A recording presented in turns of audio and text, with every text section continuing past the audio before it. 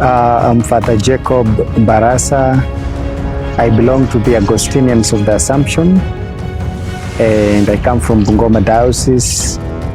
And now I'm here in St. James Kamtonga, the parish I've been working for the last 2 years.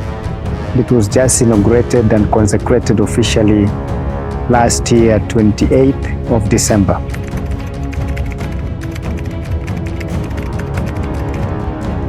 The question about morality is a wide topic. It's quite wide, but morality generally is about the rightness and the wrongness of actions.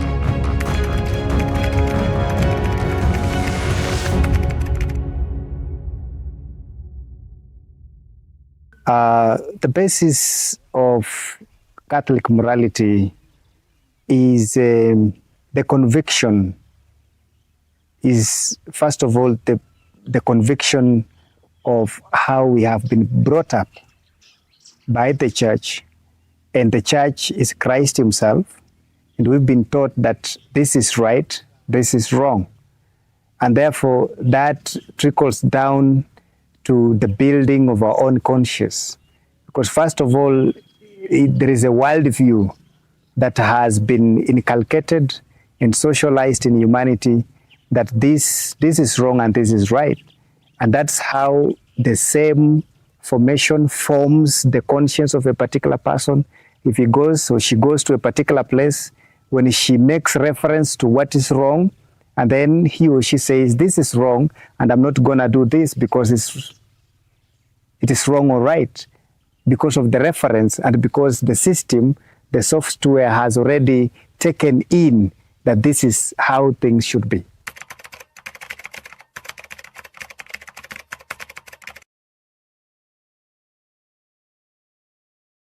Well, it is still taking us back to religiosity. You know, what has been initiated, inculcated in humanity. That is from Judaism, from the biblical narrative, the biblical stories that was forming the conscience of that time. And because we are Christians and our morality is based on the tradition that has always been there, and that tradition was once put down into these collections called the Holy Bible, and therefore that becomes the teaching, that becomes the basis. So it is what has been accepted, what has been put down, and what has been passed from one generation to the other. And therefore, when we talk about the Ten Commandments is not like the wholeness of the teaching about morality, but it adds up. It adds up to figures to what is expected in humanity as far as the Bible is concerned with the teaching.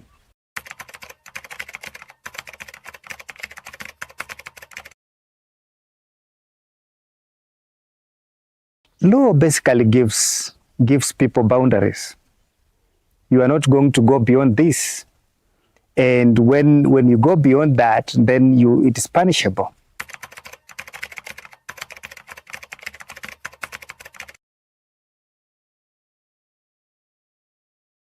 Yeah, we are always reminded that, you know, virtues are values, okay?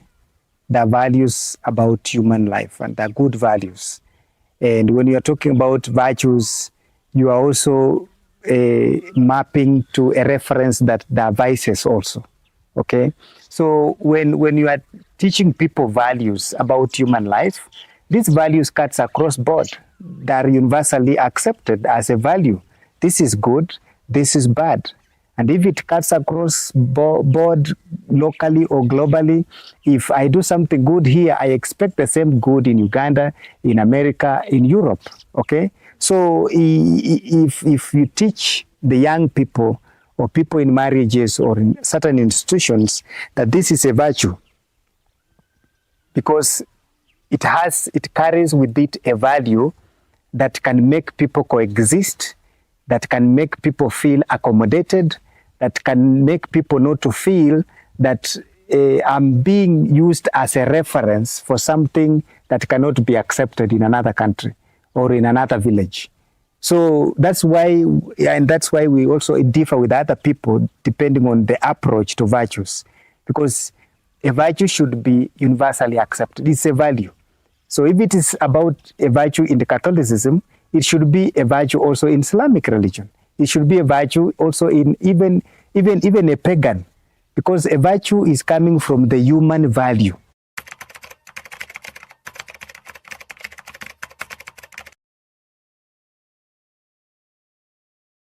Venial sins, there's a lot of debate around that. But we are saying things that concerns some good that you have just avoided to do, okay? But you've not used, physically you are not involved, but there is some good somewhere that you just omitted. And that's why we talk of the sins of omission, but mortal in Latin from the root mortus, body. So when the body is involved, it is making a person involved. The hand has been used, the eyes have been used, the body is engaged. So it makes a discrepancy between what I merely avoided and I should have done. For example, I find somebody has tied or tethered his goat, and he releases the goat. Somebody has released the goat to go into the neighbor's banana plantation or crops. And then I just pass by and I feel like it's none of my concern. It is a good that I should have done to avoid more havoc or more destruction. But I just go because it doesn't concern me. So I've not used my body to do it or not to do it. But I just leave. I omit that good to be done. So that is part of the venial sins that can be forgiven. I can reach to someone and just say, please forgive me. I didn't know it was such serious. I did it, but I'm not involved. But my conscience feels like I need to let go certain things, like to shed off. And that's why when we start Mass, we start with the I confess to Almighty God and to you, my brothers. There are certain things that maybe I'm aware, some I'm not aware, but I was not partly involved, and I just say, may God forgive me directly. But what is mortus, I need to use the same method to reach to you and say, maybe I stole somebody's robe, and somebody will ask you, what was at the end of that robe? And I say, if there was a chicken, if there was a goat, if there was something, that is mortus. The body has been involved. And that's why even in legal or even in the church teachings, we say such instances needs further reparation. With venial sins, there is no further reparation. Somebody can say there is need for restitution. You return what you took. You took because your body was involved. So when you come for confession and you say, I did something that I was involved, my engagement with you and my counsel with you will take you back to that body that was involved, which may involve another person for proper reparation or for proper reconciliation. Because you cannot say you've seen God whom you've never, or you are saying God will forgive you, you've never seen him. So I will take you to the person because at least you can meet with him or her and reparate.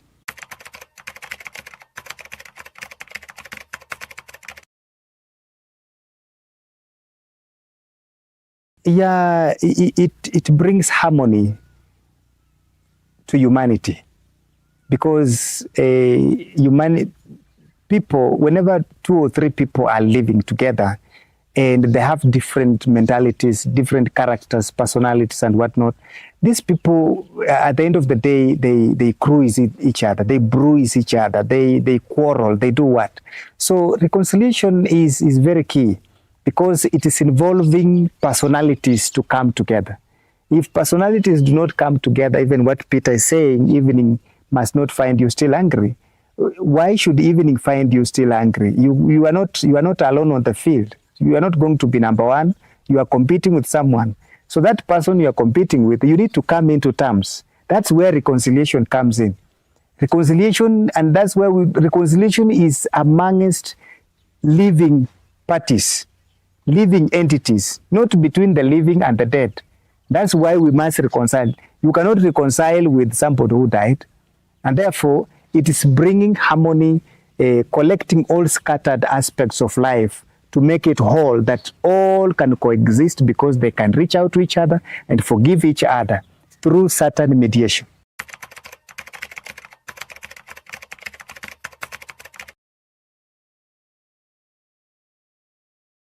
That's interesting, because relativism is one of the isms, is one of the problems that is affecting humanity today. When you go to the extreme of anything, it becomes an ism. It becomes a negative. You go, to the periphery of any particular, thing. So when you say morality and you say you want to relativize morality, it's like, what is good, it's only good for me this time and as far as I'm concerned. But when I go across the board, or I go to another field, or I go to another country, if you say, for example, fornication, you say, for us, fornication is nothing because it's accepted by our clan, or it's accepted here, therefore people don't mind. So I can do it because I know even where I come from, we do it. It doesn't concern anybody. It's about me. But what about when you go to the country whereby once you have got into such acts, you are killed? So to relativize things is like, it only concerns a particular place in a particular time, but it cannot be universally accepted. That's relativism. So for you, it is good. For another person, it's not good. And yet you are taking it as a value. A value should be accepted anywhere. With values, there is no relativism. A value will cut across. A value, here is a value, there is a value, because it's concerning, let's say, a human person must behave well when there are other people. A human person must behave well. John is a human person, and John is in Uganda. Must he behave well? Yes.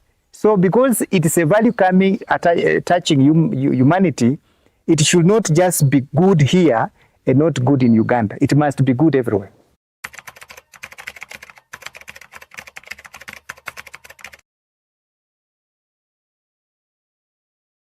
The concern here is not about the church.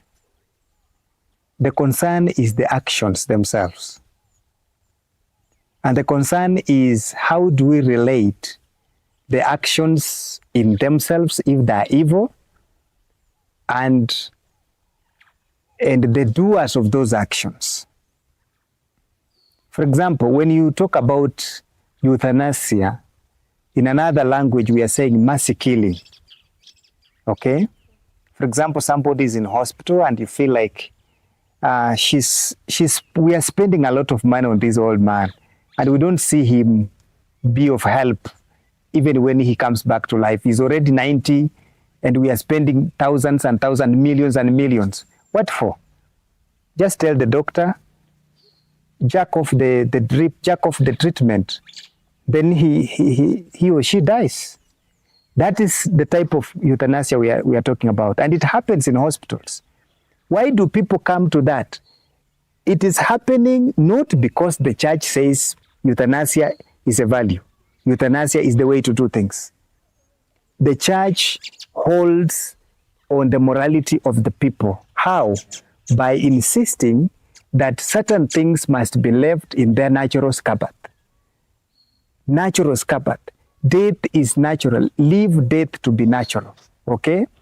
Even when somebody he has a dignity, this person has a human dignity. So why should you cut off his life? Why should you cut off his life?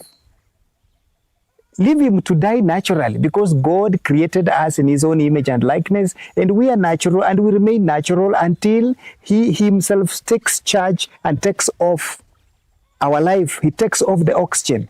That is the teaching of the Catholic Church, that as much as we respect human freedom, we should not be part of the decision process to annihilate human life because of our own satisfactions or gratifications, or because of our own attachments or interests. We want to inherit, we want to do what? No, the church remains with that.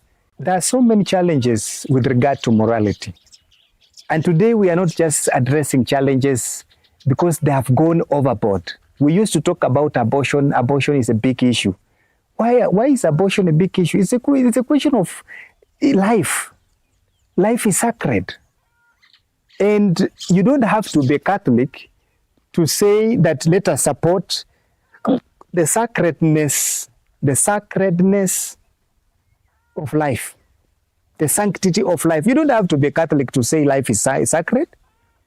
You have to say life is sacred because you are human, and therefore it's not a question that is basically for the Catholic Church. It is just because the Catholic Church is on the forefront to unfold, to unearth some of these hidden teachings that people don't want to adhere to, you see?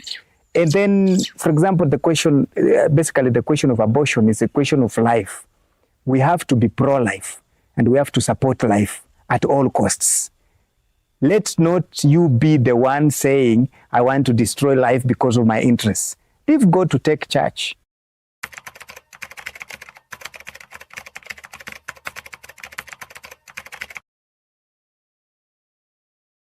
The church as a church will always support advancement, will always support innovation and inventions.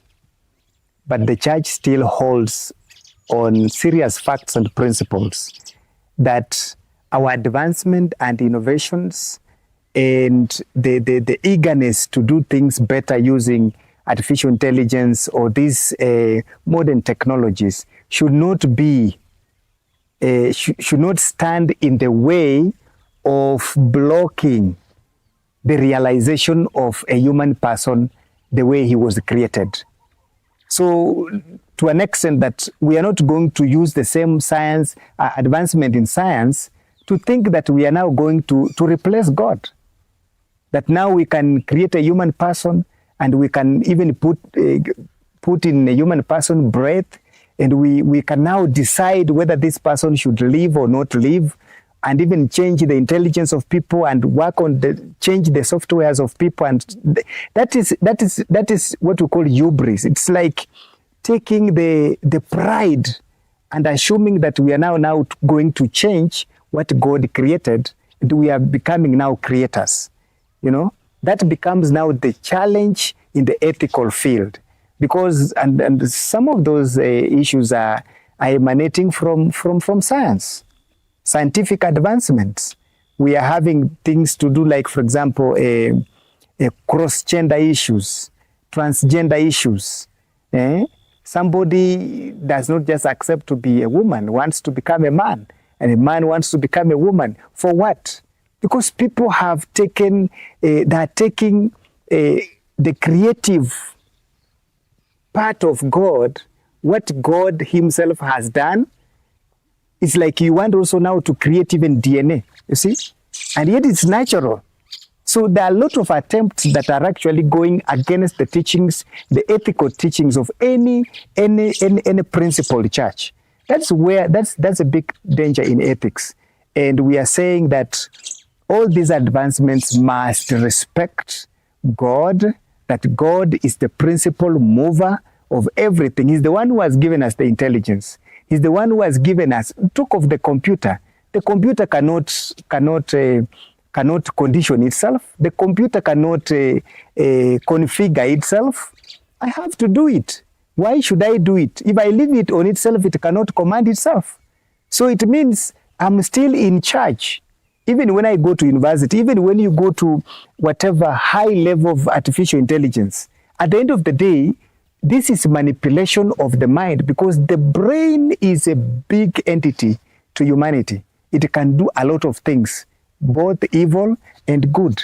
But we want to bring in morality in the sense that there must be balance and respect, so that things may be left in the right scabbard, may be left, what remains to God remains to God. We should not interfere, because when we interfere, we are going to dilute nature into our own way of thinking and expectations, which is affecting the society today.